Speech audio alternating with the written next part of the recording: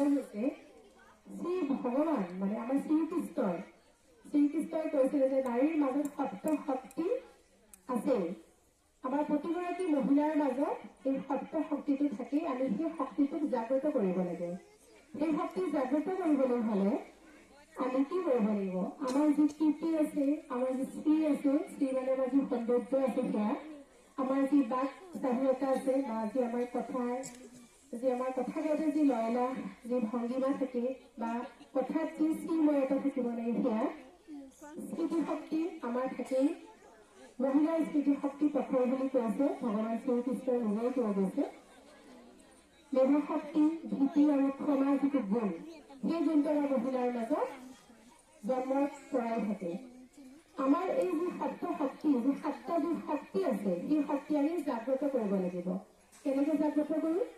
সেই জাগ্ৰত কৰিবলৈ হলে আমি নিজকে, আমাৰ যিটো আত্মাৰ যি শক্তি আছে, সেই আত্মশক্তিক আমি চিনি পাব লাগিব।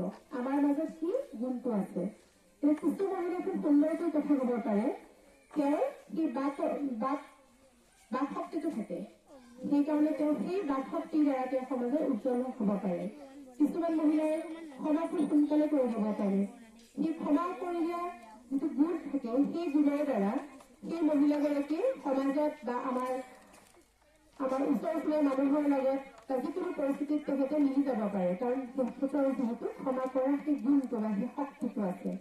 আজি আমি সেই গুণখিনি সাতটা শক্তি হিচাপে স্থাপিত কৰি আমি এটা নাম দিম, সেই নামটো হৈছে নাৰী শক্তি। নাৰী শক্তি জাগ্ৰত কৰিবলৈ আমি কি কৰিব লাগিব? প্ৰথমে মই কলোৱেই যে আমি নিজকে চিনি পাব লাগিব। আমাৰ মাজত কি গুণটো বেছিকে বিৰাজমান। পাঁচোটা আঙুলি যেনেকে সমান নহয়, ঠিক তেনেদৰে এগৰাকী মহিলাৰ গাত থকা সেই সাতটা যি শক্তি আছে, সেই সাতটা শক্তিও একেলগে বিকশিত নহব পাৰে বা হলেও আমি ধৰিব নোৱাৰিব পাৰো।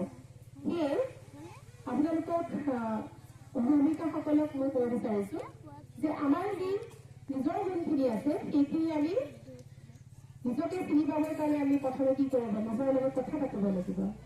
আপুনি কি কৰি ভাল পায়, সেই যিটো ভাল পায়, আপোনাৰ যি ৰুচি, যিটো কামৰ ৰুচি আছে, সেই ৰুচিৰ বিষয়ে আপুনি অৱগত হব লাগিব। অৱগত হলেহে আপুনি সেই দিশত আগবাঢ়িব পাৰিব। এতিয়া কথা হল, ভাৰতবৰ্ষৰ ভূমিকাত, ভাৰতবৰ্ষৰ যিটো অগ্ৰগতিত আমাৰ মহিলাৰ স্থান আগৰ পৰাই উচ্চ স্থানত ৰাখি থোৱা আছিলে। মোৰ লগত এখন কিতাপ আছে, সেইখন মই দেখাবলৈ আজি লৈ আহিছো। এইখন হৈছে মধু সংহিতা। এইখন অসমীয়ালৈ অনুবাদ কৰিছে প্ৰেম শৰ্মা মহোদয়।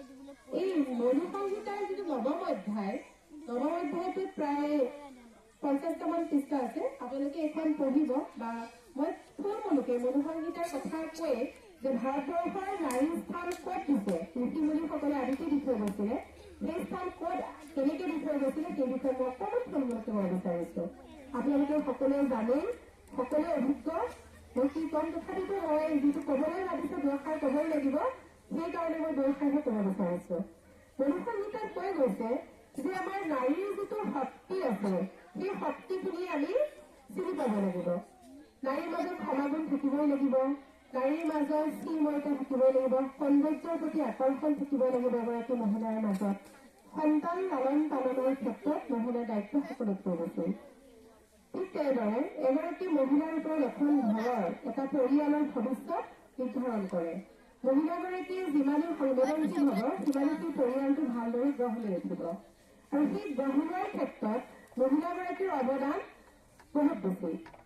মহিলাগৰাকীৰ লগত লৈ সেই পৰিয়ালটোৰ শাহু হওক, শহুৰ হওক, ননদ হওক, যিসকল সদস্য থাকে, তেওঁলোকে সমন্বয়েৰে আগুৱাই যাব নোৱাৰে। মানে এইটো কব বিচাৰিছো, আমাৰ গোটেই পৰিয়ালটোৰ যিটো নিজ, মানে যিটো আমাৰ পৰিয়ালৰ যিটো ভেটি, সেই ভেটিটো সেই মহিলাগৰাকীৰ ওপৰতে নিৰ্ভৰশীল। মানে যিগৰাকী মহিলা নৱবিবাহিত হৈ আহিছে সেই ঘৰখনলৈ, সেই ঘৰখনৰ কাণ্ডাৰী স্তৰতে তেখেতে কাম কৰিব লাগিব। তেখেতৰ ওপৰত বিয়া হৈ অহা দিনটোৰ পৰাই তেখেতৰ ওপৰত সেই পৰিয়ালটোৰ প্ৰতি বহুত দায়িত্ব থাকে। সেই দায়িত্বখিনি যেতিয়া সেই মহিলাগৰাকীয়ে বুজি পাব বা অনুধাৱন কৰিবলৈ সমৰ্থ হব, তেতিয়া সেই পৰিয়ালটোৰ উন্নতি হব। ঠিক তেনেদৰে আমাৰ পৰিয়ালৰ পৰা গৈ আমাৰ সমাজ, সমাজৰ পৰা গৈ আমাৰ আঞ্চলিক, তাৰ পৰাই গৈ পেলাই আমাৰ জাতি তথা আমাৰ দেশৰ উন্নতি সাধন হয়। আমাৰ জাতিটোক আগুৱাই নিবলৈ হলে আমাৰ দেশখনক সবলীকৰণ কৰিবলৈ হলে প্ৰতিগৰাকী নাৰীয়ে নিজক চিনি পাব লাগিব। আমাৰ শ্ৰদ্ধাৰ প্ৰধানমন্ত্ৰী মহোদয় কৈ থাকে নাৰী সবলীকৰণৰ কথা তথা আমাৰ মহিলা উদ্যমিতা আঁচনিও অসম চৰকাৰে প্ৰদান কৰিছে। সেই উদ্যমিতা আঁচনিৰ লক্ষ্যৰ উদ্দেশ্য এইটোৱে হৈছে যে আমি কি কৰিব লাগিব, নাৰীসকলে স্বাৱলম্বী কৰিব